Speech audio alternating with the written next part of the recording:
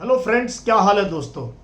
मैं रोज ही डीएनए के अंदर कवर कर रहा था ऑप सिंदूर और किस प्रकार से हमारी एयरफोर्स ने पाकिस्तान के पहले 9 टारगेट्स को हिट किया, टेरर कैंप्स को। उसके बाद कैसे हमारी एयरफोर्स ने पाकिस्तान के रडार साइट्स को, मिसाइल साइट्स को, उनकी एयरफोर्स बेसिस को हिट किया। इस दौरान 3 दिन जो ड्रोन्स का आपने कमाल देखा, किस प्रकार से पाकिस्तान के ड्रोन्स जो है हमारे तकरीबन एंटायर वेस्टर्न फ्रंट के ऊपर आ रहे थे भारत में टारगेट करने के लिए, और उनका कितना बढ़िया मुंह तोड़ जवाब दिया हमारी आर्मी एयर डिफेंस ने और एयरफोर्स ने। बहुत से लोग आर्मी एयर डिफेंस के बारे में इतना जानते नहीं है। ये हमारी एक बेहतरीन कॉम्बैट सपोर्ट आर्म है जो कि जिसके पास कुछ लेगेसी इक्विपमेंट है, यानी कि 70 के दशक का इक्विपमेंट है, और कुछ मॉडर्न इक्विपमेंट है। लेकिन डीआरडीओ की मदद से जो आकाश तीर प्रोजेक्ट बना है, आकाश तीर क्या है प्रोजेक्ट और कैसे उसका इंटीग्रेशन है इंडियन एयरफोर्स के साथ। इंडियन एयरफोर्स की रिस्पॉन्सिबिलिटी है भारत की सुरक्षा करना हवा से, लेकिन वो हाई एल्टीट्यूड और मीडियम एल्टीट्यूड है। लेकिन लो एल्टीट्यूड में टैक्टिकल बैटल एरिया में जहां लड़ाई छिड़ने वाली या छिड़ चुकी है, वहां आर्मी एयर डिफेंस का कमाल का रोल है।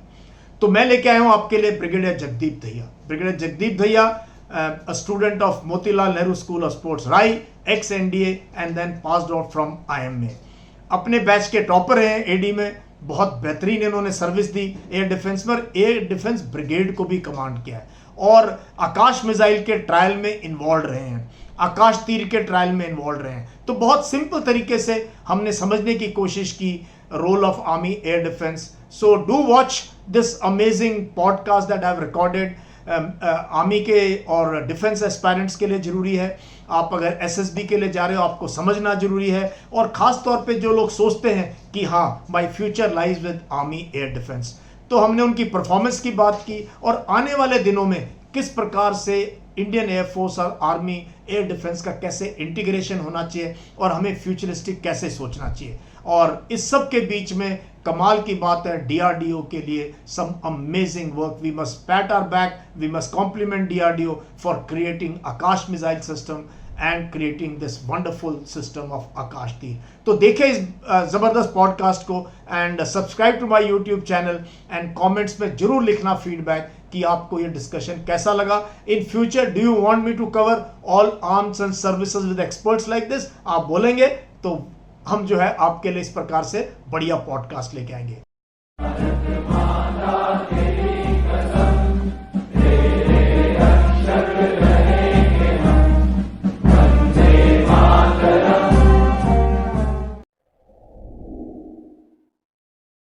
At the outset, Jagdeep, what a pleasure it is to see you. We have served together. हम आपको जानते हैं और हम ऐसे मौके पे मिल रहे हैं जबकि सारे भारत में चर्चा हो रही है कि आर्मी एयर डिफेंस ने, एयरफोर्स एयर डिफेंस ने बहुत बेहतरीन काम किया है ऑप सिंदूर में। तो आपके क्या है फर्स्ट थॉट्स, आप जब देख रहे थे, सब हो रहा था? How proud do you feel as army air defence officer?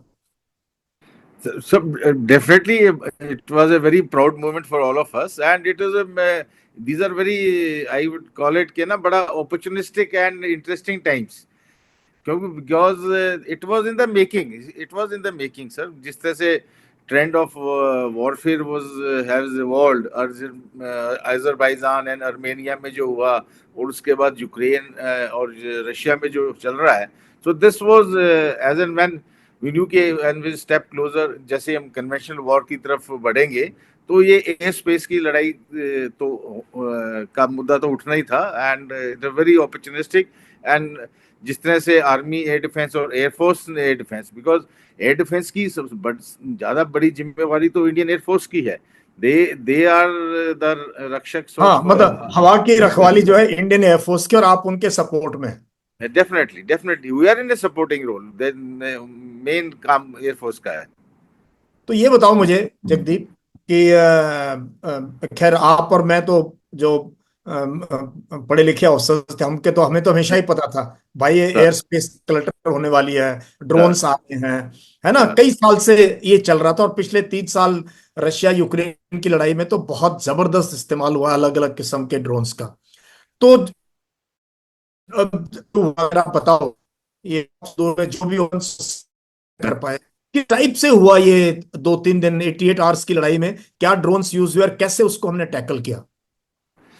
देखो, ये जो पहले जो जो हमारा जो टेररिस्ट के खिलाफ जो स्ट्राइक था ना, वो तो that was a very effective strike, और उसमें ज्यादातर एयरक्राफ्ट्स का इस्तेमाल किया था हमने, जो बेसिकली एयर लॉन्च्ड वेपन्स थे, जिसमें कि Brahmos and other missiles were used like with Rafale, the SCALP and hammers to hit those specific targets, क्योंकि उस समय एम ये था कि पिन पॉइंट टारगेट्स को हिट करना। Cost upwards of 1500 to 2000 crore per piece, और ड्रोन कॉस्ट 5000 to 20,000, यानी आई एम टेकिंग अबाउट हाँ। Normal drone, recce and surveillance वाले जो ड्रोन्स हैं, जो आर्म्ड ड्रोन्स वगैरह हैं, वो डेफिनेटली उनमें टेक्नोलॉजी भी ज्यादा है और उनकी कीमत भी ज्यादा है। और इसमें ये एंटिसिपेटेड था, और भारत की इंडियन एयरफोर्स और आर्मी एडी इस ड्रोन की ड्रोन वॉरफेयर को देखते हुए, जैसे कि ये इतना बड़ा रोल अदा कर रहा था वॉरफेयर में, खासकर एयर वॉरफेयर में, तो उसके लिए हम पुख्ता तैयारी कर रहे थे। और इसके अंदर जो ट्रेडिशनल रडार हैं वो इतने कामयाब नहीं होते, तो उनको डिटेक्ट करने के लिए तो देखो, we have to shift to other devices, low aperture radar, और फिर जैसे कि electro optical device, electro optical के भी डायरेक्ट करते हैं, लेकिन आप दूरबीन से देखते हैं, which are very high resolutions, so that you can see them in the sky. और इफेक्टिव वेपन तो उसके लिए तो it is just the range of, it is well within the range of guns, and जो हमारी heavy calibre guns हैं 40 mm और 23 mm, तो रेंज का कोई मुद्दा नहीं था। ओनली इसमें मुद्दा ड्रोन वॉरफेयर में होता है, उसको डिटेक्ट करने का और उसको ट्रैक करने का। और जैसे ये ड्रोन वॉरफेयर पाकिस्तान ने जैसे शुरू किया, अभी बेसिकली इसके दो एम होते हैं जब ड्रोन वॉरफेयर, एक तो लो कॉस्ट ऑप्शन होती है अभी, दूसरा होता है कि भाई आप दुश्मन की एयर डिफेंस लेआउट, कि वो हमारी एयर डिफेंस लेआउट के बारे में पता लग जाए। जानना चाहता है लेकिन कि इनके हाँ, रडार क्या है और इनके गन हाँ, सिस्टम्स क्या इनके है। हाँ रडार्स किधर है, और जो हमारा एयर डिफेंस जो ग्रिड जो हमने बिछाया हुआ है अपने एयर स्पेस को सिक्योर करने के लिए, वो भी कहाँ कहाँ पे है। लेकिन भाई हमारे भी बहुत सियाने एयर डिफेंस वाले हैं, और जो है इट इज नॉट कि भाई everyone will open up at every time. जो अगर कॉमनलिटी ऑफ रेंज है, तो भी जिस जो पहले खुल गया है तो उसी से मारेंगे अगली बार भी, अगर उसकी रेंज में आता है। नया लोकेशन को और नए एयर डिफेंस ग्रिड की वो जो लेआउट है उसको भी हम जाहिर नहीं करना चाहते। लेकिन ये बड़ी ना हास्यास्पद सी बात आई थी जो पाकिस्तान वालों ने बोला, और मीडिया में भी उसका काफी जिक्र हुआ है, कि हमने भी ड्रोन इसलिए भेजे थे ताकि हम इनकी एम्यूनिशन खत्म करवा दें, और इनकी हम मिसाइल मिसाइल खत्म करवा दें, ताकि जब हम एयर लॉन्च करें तो दिस वाज, यानी कईयों ने बोला भी है, पर खासकर कुछ एक जो डिफेंस जर्नलिस्ट हैं उनको सोचकर, बाकियों की समझ में थोड़ी कम होती है। तो ये थोड़ा सा जो इस पे मैं ये बताना चाहूँगा, ऐसा कुछ नहीं होता कि भी आप उसकी, जब आप लड़ाई लड़ने जा रहे हो कि भाई उसके ड्रोन भेज के उसकी एम्यूनिशन खत्म करवा दो, उसके मिसाइल खत्म करवा दो। और S-400 जैसा हथियार जो कि $1 मिलियन के बिलियन है, डॉलर की एक एक मिसाइल बिलियन है। डॉलर की है, 8.5 से 10 करोड़ के बीच में आती है, उसको हाँ। आप 7,000 के ड्रोन पे तो मारेंगे नहीं, क्योंकि हाँ। जरूरत भी नहीं थी ना, क्योंकि वो हमारी गन्स की और उनकी काबिलियत में था। तभी तो आज L-70 और Zu-23 mm और हाँ, सिल्का, जो ये जो ये कभी घर के जो कभी के लेगेसी फेज आउट वेपन्स हो हैं जाने चाहिए थे। इसके बारे में ये। बताओ, L-70 और ये जू गन्स किस किस कैलिबर की और कितने साल पुरानी है? देखो, जलमोर, ये जो L-70 गन है, ये हमारे पास पहले, हमारे पास L-60 गन होती थी बिफोर 71 वॉर। तो क्योंकि अच्छा। वो मैनुअली थी, देवर वो रडार कंट्रोल गन नहीं होती थी। उसके बाद हमारे पास एक सुपर फ्लोटर माउस रडार था, उसके साथ ही L-70 गन्स आई थी हमारे पास 1971 की लड़ाई में। और 1971 की लड़ाई में ना, हमारी यूनिट जो ग्रुप जो मैंने कमांड किया, उसके अलावा 27 AD रेजिमेंट जो मैं काफी देर कार्यरत रहा, उन्होंने भी, उनके पास भी ऑनर टाइटल है अमृतसर एयरफील्ड है, और अमृतसर बेसिकली वो दोनों का था, अमृतसर एयरफील्ड, और आप तो वहां पे कार्यरत रहे हैं नहीं, वहां और पे। मैंने ये पूरा आपके गोपालपुर में देखा है, ये बनाया हुआ हाँ, उसका बहुत बढ़िया म्यूजियम में बनाया हुआ है, कैसे अमृतसर हाँ, एयरफील्ड पे आपकी यूनिट ने काम किया। हाँ। तो हमारी 4 AD यूनिट, ये 4 AD यूनिट्स को बैटल ऑनर्स ऑनर टाइटल्स मिले थे 71 की लड़ाई में। तो ये जस्ट 71 से जस्ट पहले आई थी L-70 गन्स, और उसके साथ था सुपर फ्लोटर माउस। जहां तक की जू 23 की है वो फिर अर्ली मिड 70s में आई थी, और जो शिल्का है वो लेट 70s में 77 78 में आई थी।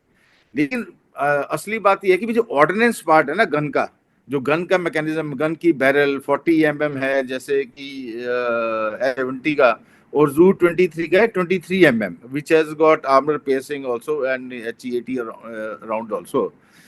लेकिन ये गने बहुत पुरानी हैं अभी, यानी 40 साल हो गए इनको, 35 से 40 साल इनको आए हुए हमारे पास होगी। लेकिन इसमें अपग्रेड भी चलता रहा है, और खासकर गन्स के साथ साथ जो रडार जो सपोर्टिंग है, अभी ये तो आपके योर व्यूअर्स को समझना चाहिए कि भी अकेली गन से काम नहीं करता एयर डिफेंस में। उसके साथ एक 2 तरह के रडार होते हैं। एक होता है अर्ली वार्निंग रडार, जिसकी रेंज ज्यादा लंबी होती है, वो फिर पूरे एयर स्पेस को पे निगरानी रखता है। और उसके बाद जब वो अलोकेट करता है, उसके बाद होता है कि फायर कंट्रोल रडार, कि वो उससे दोनों गने लिंक, उससे उसकी जो ट्रुप में जो भी लेआउट होती है 3 या 4 गन, 2-3 जितनी भी उससे जुड़ी होती है, वो उनको उनके फायर को कंट्रोल करता है और उनके फायर को डायरेक्ट करता है। क्योंकि अभी आप तो यार टैंक मैन, यू नो कि भी टैंक की speed is at battle speed 20 kilometre per hour, maximum 30 kilometre, और infantry man obviously is on his foot, और इट इज नॉट बंकर, तो it is a moving target. Moving target क्या है, वो बड़ी और स्पीड से भागता है। एक जहाज जो है वो तो 300 मीटर प्रति सेकंड भागता है, अगर उसकी एवरेज स्पीड है 1000 किलोमीटर पर आवर। तो हमेशा हमारी गन्स क्या करती हैं कि वो, और उसके अंदर कंप्यूटर भी होता है, हमारी जो गन्स होती हैं वो हमेशा फ्यूचर पोजीशन पे फायर करती हैं, उसकी प्रेजेंट पोजीशन में फायर नहीं करती। वो एंटिसिपेट करती हैं कि भाई इतनी हाँ देर में इतनी स्पीड पे यहाँ पहुंचेगा तब हमारा राउंड हिट करेगा उसको। हाँ, तो क्योंकि टाइम ऑफ फ्लाइट, जब time of flight of shell है उसमें भी वो जहाज मूव कर रहा है, और वो अच्छी स्पीड से मूव कर रहा है। तो एक होती है प्रेजेंट पोजीशन, एक होती है फ्यूचर पोजीशन। तो उसके अंदर एक उसको बोलता है एम ऑफ, कि भी आप कितनी आगे उसको मारे, और ये इंसान नहीं कैलकुलेट करता बैठ के, ये सारा उस रडार कंट्रोल के जो वो उसको जो टारगेट है उसको जो रडार है उसकी प्रेजेंट पोजीशन को ट्रैक करता रहता है। लेकिन उसके ये पैरामीटर्स कि भाई ये किस स्पीड से चल रहा है, किस डायरेक्शन में चल रहा है, ये हाइट में नीचे उतर रहा है या ये ऊपर जा ऊपर चढ़ रहा है। हाँ, तो ये सारे डाटा जो है उसके कंप्यूटर में फीड होते हैं, और कंप्यूटर जो है फिर वो उसकी फ्यूचर पोजीशन कैलकुलेट करता रहता है, और वो की जो बैरल है और जो गन को उसकी फ्यूचर पोजीशन पे डायरेक्ट करता है, क्योंकि उसके अंदर भी डाटा फीड है भाई कि गन की मजल वेलोसिटी क्या है, किस स्पीड से हमारा राउंड जाएगा, कितनी दूर पे जहाज है अभी। तो ये सब सारा रडार कंट्रोल, जो फायर कंट्रोल रडार होते हैं, ये उनका काम होता है। तो हमने जो गने पुरानी है डेफिनेटली उनमें भी अपग्रेड हुआ है थोड़ा rate of fire and other mechanisms, but जो बेसिक इंप्रूवमेंट जो है वो है रडार स्ट्रीम में।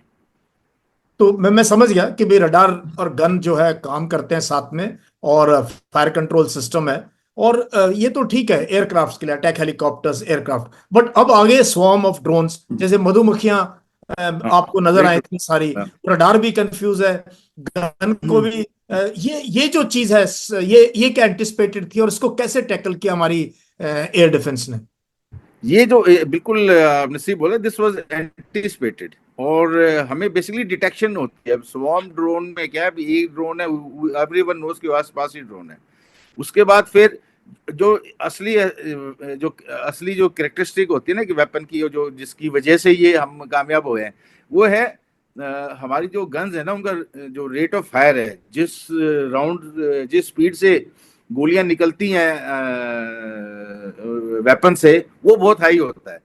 L-70 का है वो तकरीबन 300 राउंड पर मिनट है, जिसको इम्प्रूव करके 360 राउंड पर मिनट भी किया गया है। मतलब L-70 इतनी पुरानी गन है लेकिन 350 राउंड पर मिनट, और वो भी 40 mm, बड़ा राउंड होता है। हाँ हाँ, मैंने एलसी पे भी देखा है, कारगिल में हम इनके बंकर में भी फोड़ते थे L-70 गन। हाँ जी, ये बड़ी बड़ी कामयाब गन रही है एलसी के ऊपर ग्राउंड रोल में। वो हाँ तंगधार में मैं खुद मेरी जब हम श्रीनगर में पोस्टेड थे, मेरी बैटरी की एक गन 2 गन डिप्लॉयड थी तंगधार में। और उन्होंने जो नीलम वैली के ऊपर जो अपनी रोड लो, हमने उस रोड पे चलना फिरना दुभर कर दिया था, तो उन्होंने फिर पीछे से एक नया रोड बनाया कि यहाँ तो एक हाँ हाँ एल70 आ हाँ रही हाँ। है, ये तो ये हिलने नहीं देगी यहाँ से अभी। तो फिर जो दूसरी जो गन्स है जैसे जू है, उसका रेट ऑफ फायर है 1600 राउंड पर minute, Boy God। And twin barrel. And जो शिल्का है दैट इज 4 बैरल्स 3000 राउंड्स पर मिनट। तो जब स्वॉर्म ऑफ ड्रोन आता है, तो जब फायर करते हो आप, चाहे बेशक से उसके अंदर जैसे एयरक्राफ्ट में जो हमारा एंगेजमेंट टाइम अगर हमें 3 से 5 सेकंड भी, अभी एडी की लड़ाई का वो टाइम क्रिटिकलिटी समझिए आप, कि भाई जो एयरक्राफ्ट जो 300 मीटर प्रति सेकंड 1000 किलोमीटर प्रति आवर से घूम रहा है, तो उसमें तो अगर हमें 3 सेकंड का भी फायर मिल जाए ना, तो वो भी बड़ा इफेक्टिव माना जाता है। लेकिन अगर ड्रोन तो इतना स्लो है मच लेटर, तो उससे उसमें कम से कम हमें 15 से 20 सेकंड तक का अगर टाइम मिल जाता है, तो 15 से 20 सेकंड में अगर जू फायर कर रही है, तो आप लगा लोगे भी 500 से 600 राउंड वहां पे और एक मारे कौन, जाएंगे। एक फायर का, जैसे हमारी हाँ बीएमपी भी जो फायर करती है एक एक रोल में, एक कौन ऑफ फायर है, उसके अंदर आ गया तो गया, आ गया तो कौन गया। कौन के बुलाओ, मैं इसको बोलूंगा कर्टन ऑफ फायर, बेल हाँ ऐसा कर्टन, एक पर्दा, फायर का एक पर्दा। फायर का एक पर्दा बिछ जाता है, जिसमें वो डेफिनेटली वो इतनी मैन्योरेबिलिटी तो इतनी है नहीं कि भी वो एक गोली से बचेगा। तो that's why these weapons, that's why ये इसलिए इतने कामयाब हुए हैं, इतने कारगर हुए हैं, क्योंकि रेट ऑफ फायर की वजह से जनरल डायरेक्शन में अगर एग्जैक्ट भी ट्रैक कर रहे हैं, तो उनको काफी नुकसान पहुंचाया गया। मतलब 350 से लेके 3500 राउंड। और ये राउंड जो है छोटे मोटे नहीं है, इतने हाँ बड़े बड़े हैं। हाँ, और ये 9 mm 7.62 mm नहीं है, 23 mm ये and छोटी 40 गोलियां नहीं है। और लोगों को ये भी बता दो, जो ये दिवाली सी दिखा रहे थे और हमारे टीवी वाले बिल्कुल ही पागल हो रखे थे, S-400 फायर हो गया, ये ट्रेसर्स। और ये भी बताओ, जो जो दिवाली सी नजर हाँ आ रही थी हाँ, उसका ये भी। उसमें क्या होता है, जैसे हर एम्यूनिशन में क्या होता है कि भाई जब विजुअली फायर भी करते हैं, तो ऑब्जर्व भी करना होता है अपना आपको फायर। तो उसके हर तीसरा चौथा एक ट्रेसर राउंड होता है, ताकि जैसे तो बाकी जो राउंड होते हैं उनमें पीछे से कुछ इल्यूमिनेशन नहीं होती, लेकिन जो थर्ड और फोर्थ राउंड जो जाता है, उसके अंदर वो ट्रेसर राउंड होता है, जिससे कि उसमें से एक चिंगारी निकलती है, तभी वो पता चलता है कि भाई कि डायरेक्शन ऑफ फायर। हाँ, कि फायर जा कहाँ रहा है, इसीलिए वो फायर, वो नजर आते थे, तो लोग सोच रहे थे हाँ। कि ये जो है मिसाइलें जा रही हैं वो। तो और ये S-400 छोड़ो, मैं बताता हूँ, अभी S-400 के जब आकाश की फायरिंग होती है ना, आकाश इज यानी सॉलिड प्रोपेलेंट है, it works on ramjet principle पे है, जिसमें कि भाई हवा वो एयर से ही लेता है और सॉलिड प्रोपेलेंट होता है। जैसे अगर आप बोले ना कि आप बड़ी इवन 100 से 1000 इल्यूमिनेशन राउंड मारोगे ना, तब भी इतनी रोशनी रोशनी नहीं होती मोटर से, है 2 इंच मोटर या 81 में मोटर से, जितनी जब एक आकाश मिसाइल जाती है ना, उसके पीछे हाँ से उसके एग्जॉस्ट की जो लाइटिंग होती है ना, हमने तो अभी हम रिटायर हो लिया, हमें मौका नहीं मिला इस लड़ाई में हिस्सा लेने का। लेकिन जब हम अपनी प्रैक्टिस फायरिंग सी में करते थे, सी रेंजेस पे, बापटला या गोपालपुर में, तो पूरा सी ऐसे लिटअप हो जाता है कि अलग ही नजारा होता है जब ये मिसाइल लॉन्च होती है, जो एक आकाश लॉन्च होती है। एक आकाश लॉन्च होती है। और आकाश की कितनी रेंज है ग्राउंड टू एयर वाली आकाश की? आकाश इज, भाई साहब, it generally it is 25 to 30 kilometre is the range. और रेंज दो तरह के पहलू होते हैं, एक तो होता है रेंज का और दूसरा होता है हाइट का। हाइट का, हाइट, हाँ। हाँ, हाइट में भी भाई एक बहुत ज्यादा हाई ऑल्टीट्यूड पे हवाई जहाज उड़ रहा है, या मीडियम पे या लो ऑल्टीट्यूड में, तो 60 मीटर से 10 किलोमीटर तक की हाइट के टारगेट्स को वो बहुत बखूबी इंगेज करते हैं। और एक एट ए टाइम एक ट्रुप जो अभी जो डिप्लॉय होता है, उसके अंदर 4 लॉन्चर होते हैं और एक रडार होते, दो रडार होते हैं। एक तो जैसे मैंने बताया कि फायर कंट्रोल रडार हो गया, और एक अर्ली वार्निंग रडार। तो वो इसकी एट ए टाइम ये 4 टारगेट्स को इकट्ठा इंगेज कर सकते हैं। जब इसकी ट्रायल्स, और मैंने इसकी 2 ट्रायल की हैं, जब मैं इनिशियली, जब ये मैं कमांडिंग ऑफिसर था उस समय, जब ये T-72 चेसिस पे इसको माउंट करने की कोशिश की थी, कि भाई जो मैकेनाइज्ड फोर्सेस के साथ साथ साथ चल के एयर डिफेंस का रोल अदा करे। पर वो इतना कामयाब नहीं हुआ, उसकी अपनी वजह थी, क्योंकि भाई आप 4 से T-72 दे दोगे भाई, इसी में मॉडिफाई करके लगा दो, तो very difficult task to track vehicle पे लगाने की। तो उसके लिए फिर हम आगे थे ऑन ट्रेलर बेसिस। एयरफोर्स में ट्रेलर बेसिस है, और आर्मी के अंदर वो HMV बेसिस हैं, जो भी 6x6 और 8x8 टाटरा है, और आप उनको अच्छी तरह मालूम है कि 8x8 टाटरा की क्या मोबिलिटी होती क्या है। वो कहीं चढ़ा दो उसको।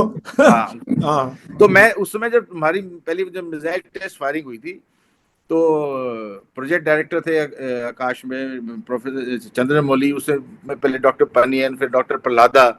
तो मैंने तो उनको उस समय बोला था, ये मैं 2015 में जब फाइनल इंडक्शन हुआ इसका आकाश का भारतीय सेना में मई 2015 में, तो उससे पहले जो फायरिंग हुई थी, तो मैंने कहा था भाई आप एक एक टारगेट पे मत फायर करो, मैं तो कहता हूं आप ना 3 से 4 टारगेट जो इसकी पूरी काबिलियत है ना वो दिखाओ।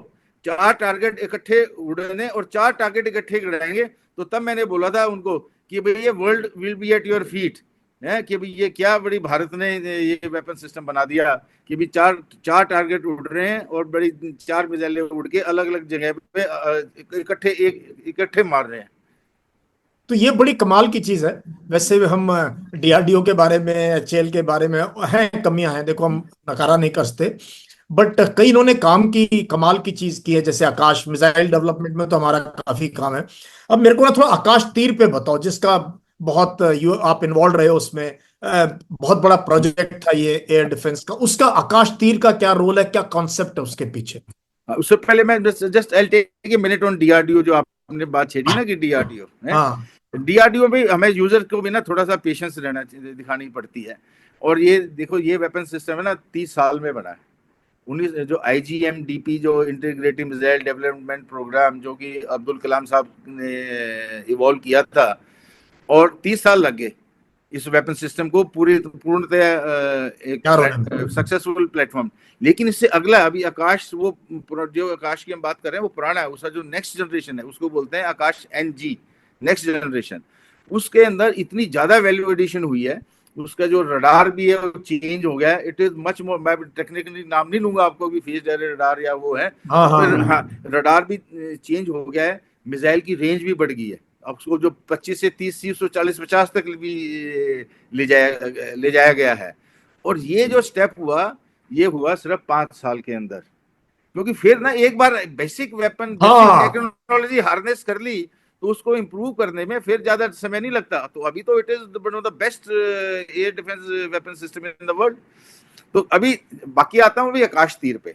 जैसा कि हाँ एयर डिफेंस के ना जो 3 बेसिक फंक्शन होते हैं, जैसे कि फर्स्ट है अभी डिटेक्शन, कि पहले भाई आप ढूंढ रहे हो हवा में कौन कहाँ उड़ रहा है। फिर यू हैव टू IFF का, अपने आपके भी मैकेनाइज्ड वॉरफेयर में IFF का बड़ा महत्व है कि डिटेक्ट, आइडेंटिफाई, देन डिस्ट्रॉय। तो हाँ। जो भी जो आकाश तीर का जो काम है ना, ये बड़ा बहुत महत्वपूर्ण रोल किया है इसने अदा। और ये भी, इसको भी डेवलप होते होते बहुत टाइम लगा है। और ये बिल्कुल ना एक जैसे IT रिलेटेड प्रोजेक्ट है। और आकाश तीर का जो बाप है ना, वो है IACCS, integrated air command and control system, वो एयरफोर्स का है। हाँ वो उसके फोटो अंदर भी देखी हाँ, थी हमने, हाँ, बहुत हाँ, बहुत और हमने दैट देखा ऑप्स भी रूम, जब दैट कोर्स में ऑप्स जाते थे रूम, हम। वो हाँ। ऑप्स रूम ऐसे लगता है जैसे ये कोई साइंस फिक्शन की पिक्चर आप देख रहे हैं। पूरे हम्म। देश की जो पूरी जो पिक्चर है, हमारे अलग अलग जियोग्राफिकल एरियाज में एयर डिफेंस सेंटर्स होते हैं, जहाँ पे जितने भी हमारे सेंसर हैं, हमारे आंख और कान है, जो कि एयर स्पेस पे नजर रखते हैं, वो सारी की सारी पिक्चर वहाँ पे इकट्ठी होती है। सभी रडार से डाटा लिंक्ड है, सारा डाटा भी उनका वहाँ पे आ जाता है। उधर से जो ओवरलैप है उसको हटाया जाता है, और फिर एक कंपोजिट एयर पिक्चर सामने आती है। और ये जो एयर पिक्चर है, ये ऐसी की ऐसी वो F-नेट पे काम करते हैं, वो सारी की सारी वो एयर पिक्चर वो ट्रांसपोर्ट होती है आकाश तीर के अंदर। आकाश तीर हमारा कहते हैं ना कमांड एंड कंट्रोल सेंटर है, it is something like command post कह लो आप एक तरह की। तो उसके ऑप्स अंदर रूम जैसे हम हाँ, जहाँ हाँ, हाँ, वो यहाँ हाँ, एयर डिफेंस का वो है ये। हाँ हाँ, हाँ, एयर डिफेंस का ऑप्स रूम समझ लीजिए आप। तो उसके अंदर फिर क्या होता है, जब डिटेक्ट हो गया, फिर हम आइडेंटिफाई करते हैं, हमें अपने फ्लाइट प्लान पता है, हमें हमारी एयरफोर्स, हमारे जहाज, हमारे यूएवी, हमारे ड्रोन, और वहां पे हमारी आर्टी फायर कर रही है, तो सारी इंफॉर्मेशन हमें पता होती है। तो उसको शिफ्ट करके फिर इसको बोला जाता है रिकॉग्नाइज्ड एयर सिचुएशन पिक्चर, रेस्प है, RASP है।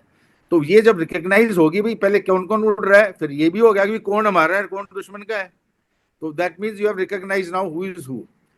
फिर ये जो इंफॉर्मेशन है, ये सारी की सारी एयर पिक्चर जो है नीड टू नो बेसिस है।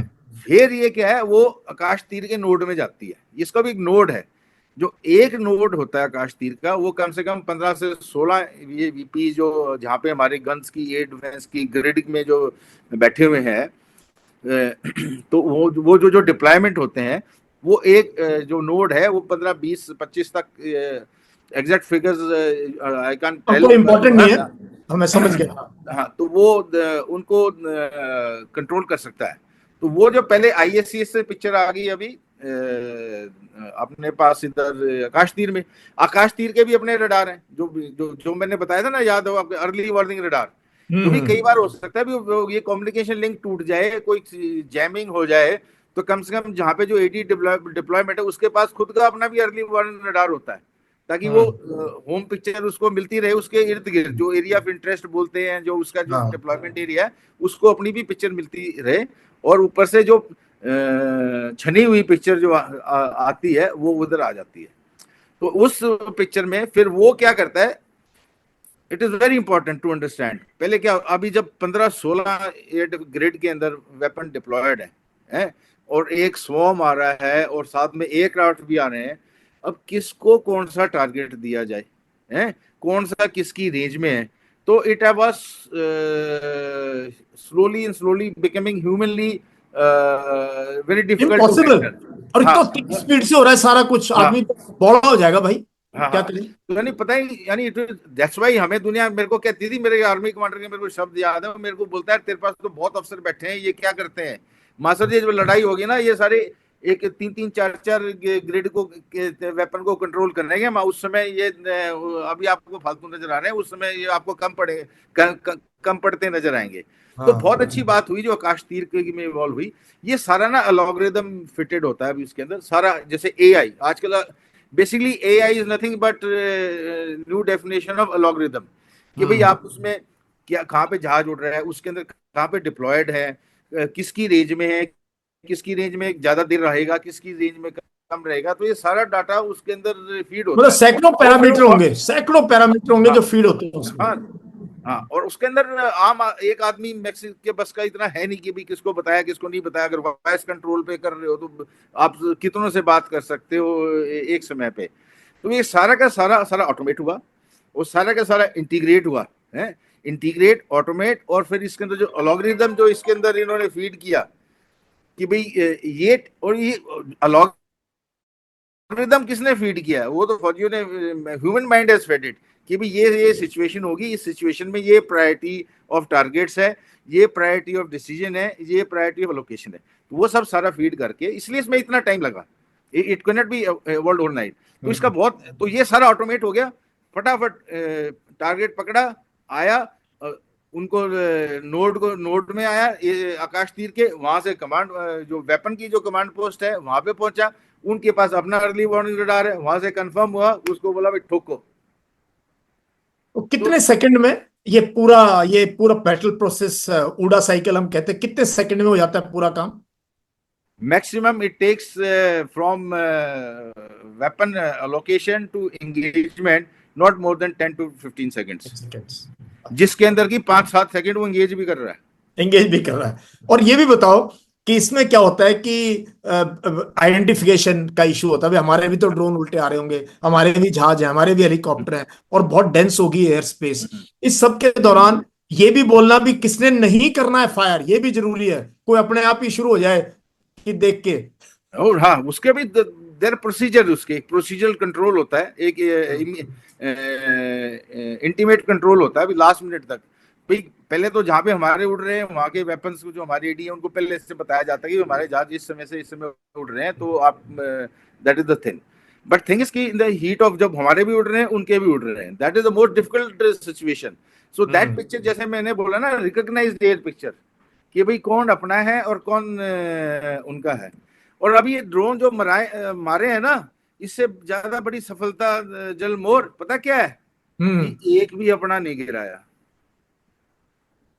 You know, people don't look at it that way, otherwise हाँ, इतनी इस डेंस सारी चीजें एनवायरनमेंट होते में. हुए ग्रीन ऑन ग्रीन कोई नहीं था कि हाँ, नो ग्रीन ऑन गलती से ग्रीन, भी नो फ्रेट्रिसाइड. नो फ्रेट्रिसाइड. इससे ज्यादा इफेक्टिव सिस्टम आप कहां से ढूंढ के लाएंगे? कोई वर्ल्ड की कोई भी टेक्नोलॉजी पावर, अमेरिका हो, फ्रांस हो, कोई भी आपको ये नहीं देगा.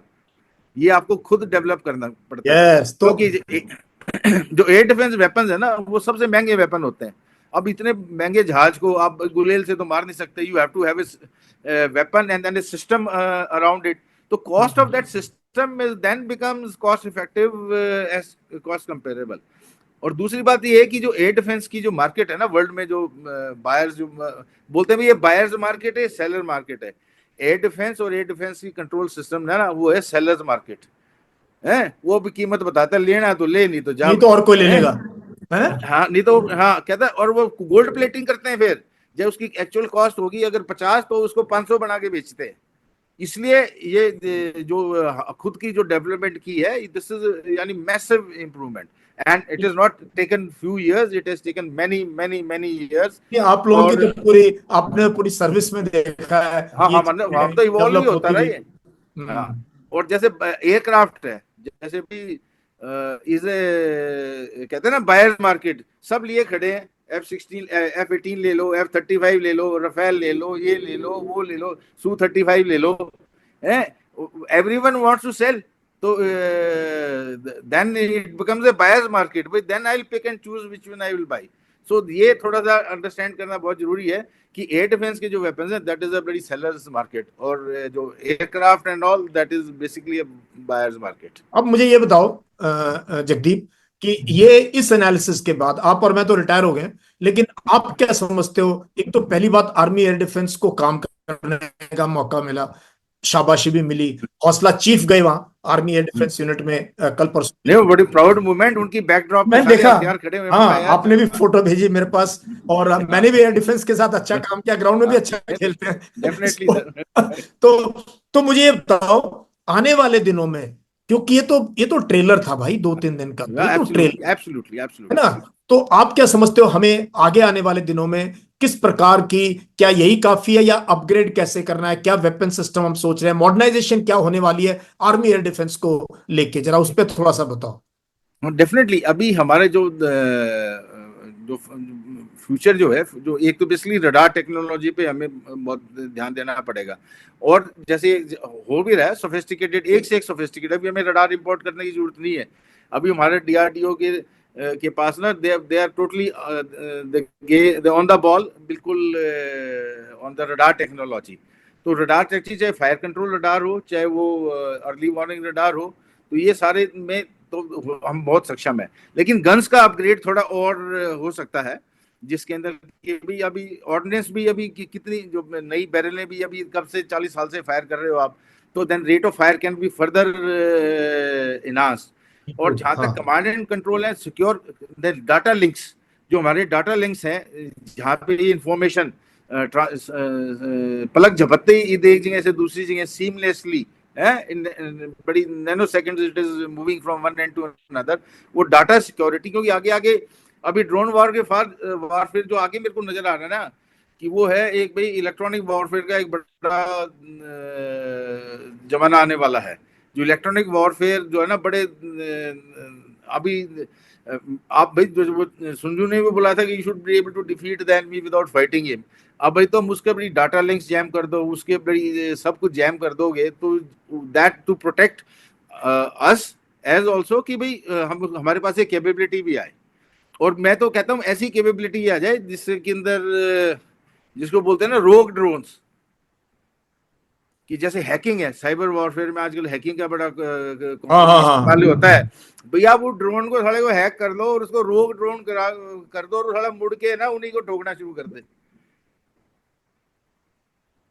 And you have to go into that sphere. That's and fear of technology. हाँ. that's fear of technology. Next breakthrough has to be बड़ी cyber warfare and this hacking business of data links and all.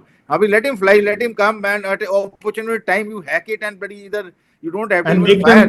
They are वो hitting उनको reverse करो और वो, in a हाँ. swarm, whether they are hitting each other or they are hitting their own targets जिस तरफ से उड़ के आए हैं. So तो यानी those kind of things you have to तो think of. इलेक्ट्रॉनिक वॉरफेयर की तरफ हमने बहुत काम करना है. हम पढ़ते थे ये सब चीजें, बट वो ज्यादा ध्यान देते नहीं थे. बट अब पता लग रहा है बड़ी जरूरत की चीजें थी electronic warfare, electronic counter measures, है ना. अब Definitely. मुझे ये बताओ कि इन सारी चीजों में हमने इतना महंगा रफेल, है ना, इतने महंगे एयरक्राफ्ट, अब डिमांड ये आ रही है. मैंने भी कई जगह कहा है, मेरी भी एनालिसिस ये है कि हमें अब फाइटर पायलट और एक 1600 करोड़ के जहाज की बजाय वो भी लेंगे. बट ज्यादा हमें ध्यान देना चाहिए भी low cost unmanned platforms future में बहुत ज्यादा तादाद में, जिनको हम कर सकें और जबरदस्त वो कर सकें. तो उसके बारे में आपके क्या विचार हैं? हाँ, ये जो एयरफोर्स ये जो मैन्ड एयरक्राफ्ट ना, वो खैर I can not under valuate. देखो भाई साहब, क्योंकि ना it is also a very potent weapon, it is a very most flexible weapon. ये जो एयरक्राफ्ट है, कहीं से उड़ता है, कहीं से पे लैंड करता है, टन ऑफ 8-8 टन के बड़ी पेलोड कैरी कर सकता है. और ये भी समझना चाहिए कि भाई जो इनिशियल जो टेररिस्ट स्ट्राइक किए थे ना, वो एयरक्राफ्ट ने किए थे और एयर लॉन्च से किए थे, क्योंकि उस समय सिचुएशन दूसरी थी. It was a surprise. When you have a tactical and strategic surprise, तो उसके अंदर तो फिर उसकी बहुत अहमियत है. और दूसरी बात, थोड़ा मैं आपसे सहमत भी हूँ, और इसको मैं बताऊंगा कि जो काउंटर एयर ऑपरेशंस जो हुए थे ना रात 9 और 10 की तारीख को, जब उनके 12 बेसिस और उनकी रडार लोकेशंस को हिट किया था, वो किसने हिट किया था? वो कहती वो सारा सरफेस लॉन्च, कहते ब्रह्मोस मिसाइल, कहते काउंटर एयर ऑपरेशंस. आप अच्छी तरह जानते हैं किस तरह लड़ाई होती है. जैसे लड़ाई शुरू होती है, सबसे पहले आप भाई एक दूसरे को एयर स्पेस दूसरा आदमी एयर स्पेस, दुश्मन एयर स्पेस ना इस्तेमाल करे, उसके लिए हम काउंटर एयर ऑपरेशन लॉन्च करते हैं. काउंटर एयर ऑपरेशन लाते हैं कि उसके जहाज उड़ ना पाए. जब उसके जहाज उड़ नहीं पाए, वो बैठा है, अभी हमने जाके ठोकना है. तो उसके लिए दूसरी चीज आती है suppression of enemy air defence, SEAD. इसलिए वो पसरूर में वो रडार जो ठोके गए, ताकि हमारी तो स्टेज सेट थी कि कुछ बड़ा काम करने के लिए. वो तो पता नहीं एक्सीडेंट हो गया, पता नहीं क्या हो गया. That is a different issue. Something very sensitive happened, and because of this then all these things happened. But definitely aircrafts have a role, and I will not diminish it, but definitely there is a larger space is now available here for two things: the low cost as well as surface to surface missiles. That is like BrahMos. They are very strategic, hypersonic missiles, जिसको engage करना भी मुश्किल हो जाता है. अगर ये missile बड़ी 3 मैक से यार, और उसमें भी स्पीड आगे बढ़ा सकते हैं, तो भाई अभी रडार का अगर दो जो पुराने रडार हैं, मैं तो हंसता हूँ कई बार, और कि भाई अगर वो पुराने रडारों से इन मिसाइलों को ट्रैक करना शुरू करे ना, तो थोड़ी देर में वो एंटीना ही उखड़ के भाग जाएगा. कहता है यार इतनी स्पीड से जा रहा है, बस में नहीं आ रहा. तो डेफिनेटली लो कॉस्ट ऑप्शंस में जो है उसमें ज्यादा तवज्जो होगी. पर ड्रोन से डैमेज इतनी नहीं हो सकती. हाँ, जो इट इज ड्रोन साइकोलॉजिकल है, साइकोलॉजिकल इम्पैक्ट है डेफिनेटली सर. बट उसका जो ऑब्जेक्टिव पे जो डिलीवरी टारगेट बोलते हैं ना कि भाई एंड स्टेट में हम क्या रिजल्ट चाहते हैं, अगर उसको बड़ी बड़ा वो वर्ड बड़ा फेमस हो रखा है आजकल इंडिया के अंदर, और सभी टीवी चैनल पे नेस्ता नाबूद कर देंगे. तो भाई वो यार वो एक ड्रोन क्या नेस्ता नाबूद करेगा है. तो अगर लेकिन उसकी मिसाइल है जिसके अंदर एयरक्राफ्ट है जिसके ऊपर ज्यादा पेलोड है, वो बड़ी हजार पाउंड के बॉम्ब फेंकेगा, तो उसका तो बड़ी इतना तो वेट ही नहीं होता ड्रोन का. तो drone has a value, definitely nuisance value, definitely psychological warfare. It makes and surveillance के लिए आप यूज कर सकते हो यार definitely last minute air picture, आपका डैमेज असेसमेंट देखने के लिए एयर पिक्चर. एंड ये तो अभी ग्राउंड ऑपरेशन लॉन्च नहीं है, ये तो बेसिकली ग्राउंड ऑपरेशन में तो दो चीज होती है, terrain friction and force friction. अब उसको ड्रोन बड़ा मदद करेगा सर्विलेंस में भी, टेरेन में भी कहाँ पे गैप्स हैं ऑब्स्टिकल में, ये और कैसे जा सकते हैं, और फोर्स भाई कौन सी पार्ट ऑफ ऑब्स्टिकल एनिमी से कवर्ड है, कौन सा अनकवर्ड है, जिससे कि आप जैसे लोग सरप्राइज मार के ठकाठक बड़ी लियोन ऑप्स में ही ठोक देते हैं, जाके ब्रिज हेड कैप्चर कर लेते हैं। हाँ, मेरे को कोई ये लग रहा था कि हम जब ब्रिगेड कमांडर थे उस टाइम पे होता और हमारे पास बढ़िया किस्म के, तो हमारे जो मोबिलिटी कॉरिडोर्स हैं टैंक्स के लिए, वो हमें पहले ही पता होता कहाँ पर कैसे कैसे क्या करना है।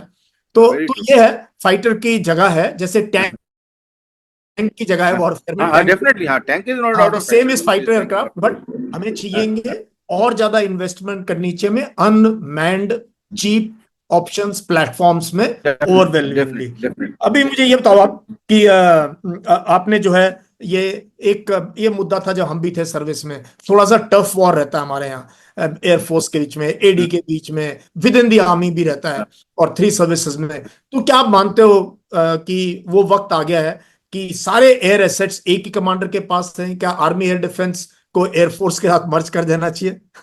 नहीं नहीं, डेफिनेटली देखो, इंटीग्रेशन का फायदा तभी होता है, और कि भी जब सारे रिसोर्सेज बड़ी इफेक्टिवली और इकोनॉमिकली और जो पॉलिटिकल मिलिट्री एम ऑब्जेक्टिव होता है उस, अगर उसमें लगाया जाए तो उसको क्यों नहीं इसका इस्तेमाल किया जाए। लेकिन जो आपने जो बताया ना, that is I would tend to डिगर को थोड़ा सिंपलिस्टिक सा हो जाता है, इन द सेंस कि भाई एक ही नीचे सारा कमांड, तो definitely everyone is different role. और भाई मैं तो ये कहूँगा भाई कि एयरफोर्स और एडी ना थोड़ी पढ़ी लिखी है, इन द सेंस कि भाई हमारे ना रोल वेरी क्लियरली डिफाइंड थे पहले से ही। इसको मैं कैसे इंटीग्रेशन की जरूरत है और कहाँ पे है वो मैं जिक्र करूंगा, लेकिन पहले मैं रोल क्लियरिटी ना, अगर रोल क्लियरिटी हो और उसी हिसाब से आपको इक्विप किया हुआ तो बहुत जरूरी है। जैसे कि यूनियन वॉर बुक के हिसाब से भी एयरफोर्स की रिस्पॉन्सिबिलिटी है भाई इंडियन ओवरऑल, वो they are responsible for the Indian airspace है। दूसरा, उसके अंदर भी फिर फर्दर डिवीजन है। फर्दर डिवीजन ये है कि भाई air force is responsible for low and sorry medium and high altitude, जैसे हम ना मल्टी लेयर मल्टी टियर हाँ होता हाँ है, हाँ हाँ। Long range medium range and ऐसे ही ऑल्टीट्यूड की भी तीन मोटी मोटी परत है कि high altitude, medium altitude and low altitude. तो भाई ऊपर वाला जो है मीडियम एंड हाई ऑल्टीट्यूड, क्योंकि एयरफोर्स के पास काबिलियत है, उसके पास जहाज है, लॉन्ग रेंज मिसाइल है, वो उसकी जिम्मेवारी। जहां तक कि एयर डिफेंस की जिम्मेवारी है, हमें दो जिम्मेवारी मोटी मोटी दी गई थी कि लो और medium altitude in the TBA tactical better area, जहां की हम आपस में दो सेनाएं भिड़ने युद्ध के वाली है। मैदान में हाँ। इन्हें जोग्राफिकल एरिया है, तो उसको हमें वेरी इंटीमेट और इमीडिएट एयर सपोर्ट चाहिए। बचाएंगे तो सही, लेकिन भाई वो टैंक मैन को और वो इन्फेंट्री मैन को और वो मैं जब उसको भी दिखता कि एडी मेरे साथ साथ चल रही है, उसका भी थोड़ा मोरल अप होता है। एंड वो भी देखता है कि मेरे ऊपर से जब ये ठोक रहा है इनको इमीडिएटली अबाउ मी। तो आर्मी एडी की रिस्पॉन्सिबिलिटी थी low and medium altitude in the tactical battle area. और जहां तक रियर एरिया है, जहाँ पे हमारे कम्युनिकेशन कॉम जोन जिसको बोला जाता है, जिसके अंदर हमारी लॉजिस्टिक के हमारे जो लड़ाई के जो बंदोबस्त का सामान रखा जाता है, एमिनेशन डिपो हो गए, एफओएल डिपो हो गए, उसी हिसाब से रोल के हिसाब से इनको इक्विप किया जाता था। जैसे आकाश है जो यूनिट क्वाड्रात यूनिट जो मैंने कमांड की, जिसमें सैम 6 मिसाइल थी, 25 किलोमीटर की रेंज और 10 किलोमीटर की हाइट तक के टारगेट इंगेज करते थे। तो वो इसलिए था क्योंकि हमारी जिम्मेवारी थी लो और मीडियम लेवल के ऑल्टीट्यूड की। जहां तक इंटीग्रेशन का सवाल है, देखो एयरफोर्स एंड एडी में it is very well integrated. Integration जहां पे होनी चाहिए वो दूसरे बड़े मुद्दे हैं, लेकिन यहाँ पे ना ऑलरेडी हुई were in a very advance stage of integration. This जो मीटिंग हुई है IACCS की और आकाश तीर की, this is also what, this is या basically this is. Integration, this integration only. So हाँ। we've been integrated, been trying to integrate for a long term, but a lot of effort has come through after this office of CDS वगैरह जो बन गए थे। There was permanent chiefs of joint chiefs of staff committee, chairman chiefs of staff committee, and all that. So that gave it an impetus. उसको है ना, उसको speed definitely मिली है, पर they are fairly integrated। और सबसे पहले देखो, अभी थिएटर कमांड की बात हो रही है नॉल, सबसे पहले किसकी बात हुई थी? एयर डिफेंस कमांड की, कि भी। और लेकिन वो जनरल बेरा के टाइम में हुई थी, उसके बाद सडनली वो बस्ता ठंडा हो गया। या तो सबको समझ में आ गया भैया तो ऑलरेडी इंटीग्रेटेड है और कितना इंटीग्रेट करेंगे, हैं। और may be that is the reason, but this tough war and control of resources, यानी इसके थोड़ा ऊपर उठ के देखना चाहिए। तो we are fairly well integrated and definitely, क्योंकि जो रोल क्लियरिटी होगी अब उसमें ये है कि टफ वॉर में बेसिकली टफ वॉर क्या है कि मैं ज्यादा हथियार ले लूं, मेरे पास मेरी ज्यादा रेजिमेंट खड़ी हो जाए। एंड बीच में यही हुआ था। हमने भाई एयरफोर्स की टास्क से भी, जो आर्मी की जो लो लेवल की एयर डिफेंस की जो टास्क थी, then one point of time it was an issue कि भाई अगर हम ये यहाँ से रेजिमेंट उठा लेंगे एयरफोर्स से तो हमारी नंबर रेजिमेंट कम हो जाएगी, तो बोलो ना ना ना ना, हम ये टास्क हम ही करेंगे। तो इंटीग्रेटेड है, बट हाँ आप डेफिनेटली। मानते हो कि नेशनल इंटरेस्ट में अब हाँ हाँ ये लेसन लर्न करके हाँ we should be very free, you know, in futuristic outlook के साथ काम हाँ करना। हाँ, we are in very advance stage of integration and except जो रिसोर्सेज है वो भी तो छुटपुट के ना छिल्लर में नहीं लड़ना चाहिए। हाँ, अच्छा। तो एक चीज तो ये मैं बता दूं, बीच में जब हम लोग कमीशन हुए, हम 85 कमीशन है, तो तब जो है दो चीज हम सुनते थे। एक तो जनरल सुंदर जी का हो रहा था, भाई हाँ ऐसे चीफ हाँ आए नहीं दोबारा कभी, है ना, हाँ हाँ कि सोच उनका विजन हाँ न्यूक्लियर को लेके, मतलब हाँ कमाल के शख्स थे। तब हम ये सुनते थे एकेडमी में, भाई air defence and mechanised infantry they are arm of the future. Definitely लेकिन डेफिनेटली। लेकिन बीच में फिर कोई जाना ही बंद हो गए, क्योंकि प्रमोशन नहीं, ये नहीं, वो नहीं। हाँ देयर वर इश्यूज भाई, जैसे मैकेनाइज भी आर्मड के से निकल के आई है, या जो अभी जुड़ने की कोशिश की है, वैसे हम भी आर्टिलरी का हिस्सा थे। We are big brother was there. And आपने बिल्कुल ठीक बोला, मैकेनाइज इन्फेंट्री तो यानी व्हेन आई टेल यू, जब हम आईएमए में दिसंबर में पास आउट हुए थे, सुपर ब्लॉक में से 8 बंदे मैकेनाइज इन्फेंट्री में गए थे, क्योंकि सुंदर जी का ऑरा इतना था, everyone wanted to go to be mechanise infantry. And eight guards तो, guys 8 guys from top 20 hmm, opted for mechanized infantry, and you know what happened to them. तो थोड़ा थोड़ा हमें इस पे किसी और दिन बात करेंगे। आज आकाश तीर की और एयर डिफेंस को सेलिब्रेट कर रहे हैं हम, सक्सेस को सेलिब्रेट कर रहे हैं हम। और तो फ्यूचर के देखते, brigadier Dahiya, how do you see now, कि क्या हमने सबक सिखा दिया पाकिस्तान को, या कुछ हमें भी अपनी कमियों में कहीं ना कहीं हमें भी इंट्रोस्पेक्ट करना चाहिए इस पूरी चीज के अंदर? हाँ हाँ डेफिनेटली। देखो साइकोलॉजिकल वॉरफेयर और मैं इसको बोलूँ नोशन ऑफ विक्ट्री है कि भी अभी पाकिस्तान को इतनी अच्छे से पीटा है, यानी पीटने का तो बहुत स्कोप था। अभी तो अभी तो यानी हाँ। अभी तो बहुत वो तो पहले ही पाला छोड़ के भाग गया वो तो मैदान से, और अमेरिका के उस जाके उसने पैर पकड़ लिए। तो लेकिन जो it all depends on success and notion of victory, कितने सक्सेस हुए, इट ऑल डिपेंड्स ऑन जो हमारे ना इनिशियली जो पॉलिटिको मिलिट्री ऑब्जेक्टिव जो लेआउट किए थे।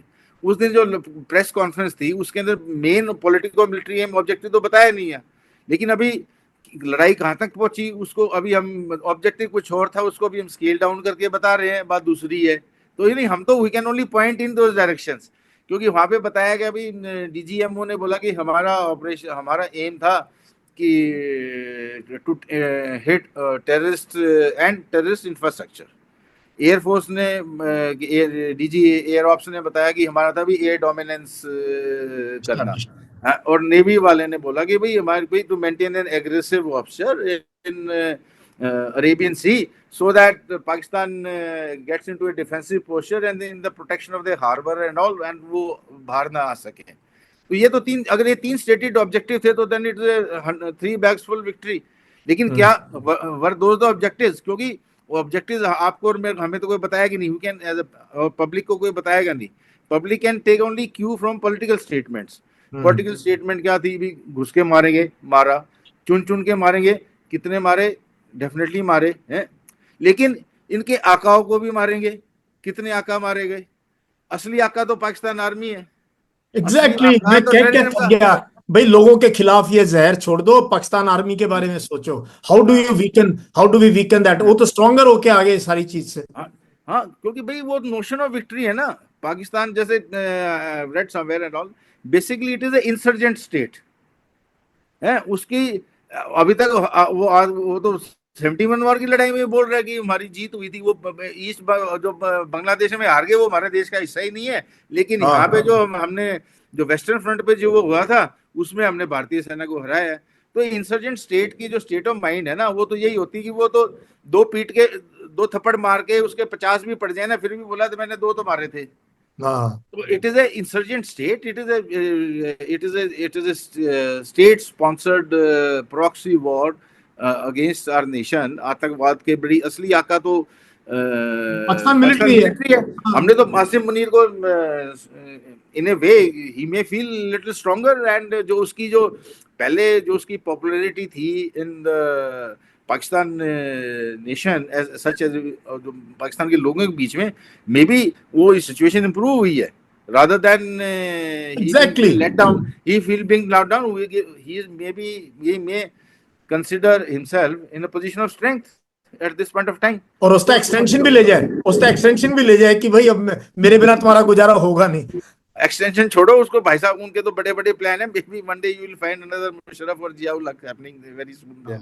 Could be possible. No, we can only point in those directions, but my point is कि have we achieved notion of victory की जो लड़ाई में हमने जीत हार किस पे डिपेंड करती है कि भी किस एम से, किस ऑब्जेक्टिव से आप लड़ाई में गए थे और कितना वो अचीव हुआ है।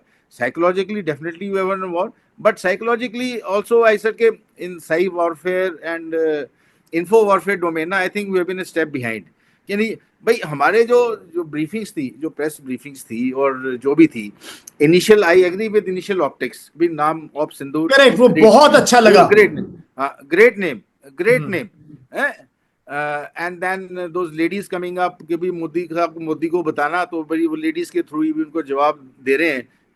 Again great optics, but beyond a point, then professionalism must start stepping in beyond optics. Beyond up to a point is fine, but beyond that, then there should be professional spokesperson.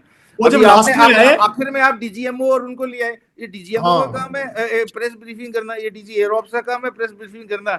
I know you may not agree with me and lot of people in hierarchy may not agree with me, but they are professionals who are supposed to be doing this job, and like I've been in that job, I can say I know आप तो Indian army भाई, या तो वो बंदे नहीं है तो बंदों को बदल दो हैं, get better professionals, otherwise let them do their job. It is not job of DGMO, DG Air Ops and DG Naval Operations to come and brief. They are too high to be involved they would this has stopped at this stage. At that culmination point, arrived early or was brought early is a different issue, but their taking a briefing as end state was fine enough. But had the war been continued, something happened like it happened on 10th night, again there was a situation when things could escalate again, so they won't be able to come and brief again and again. Then they should be I think info अच्छा भी सबसे info warfare में सही warfare ना हमसे पता है किससे लेसन लेना चाहिए, हमसे लेना चाहिए लोकल पॉलिटिकल लीडर से, हैं रामकरण गुलिया है, रामलाल गुलाटी है और बड़ी श्यामलाल मीना, इन्होंने दूसरे तीसरे दिन ही शहरों में, जयपुर में, हर जगह कितने बड़े बड़े होर्डिंग लगा दिए थे हैं कि भारत की विक्ट्री होगी। यार साई वॉर तो वो कर रहे थे, अब एक कोने में अपनी फोटो लगा देते हैं, आपने भी शायद गुड़गांव में देखा होगा चलते फिरते, एक कोने में अपनी फोटो लगा देते हैं, उसके बाद इतना बड़ा साई वॉर करते हैं। हाँ तिरंगा यात्रा और वो सब फटाफट लोकल पॉलिटिशियंस ने शुरू कर दी, चाहे फौजी को पूछे ना, बेचारे को ना ट्रेन में पूछे ना, उसको घर के लिए धक्के खाए वो, है ना, पास कराने के लिए, और मतलब वो हमें फिर वो they think they have done their boots were on ground rather than holding तिरंगा. Definitely we appreciate national sentiment, but then भाई दुनिया रोटियां सेकनी शुरू कर देती है। तो ब्रिगेड भैया बहुत मजा आया आपसे बात करके, एयर डिफेंस के बारे में जान करके, और आपकी इंटीमेट नॉलेज है, आकाश तीर के बारे में आपने बताया, और डीआरडीओ के बारे में अच्छी बात करके बहुत प्राउड फील करते हैं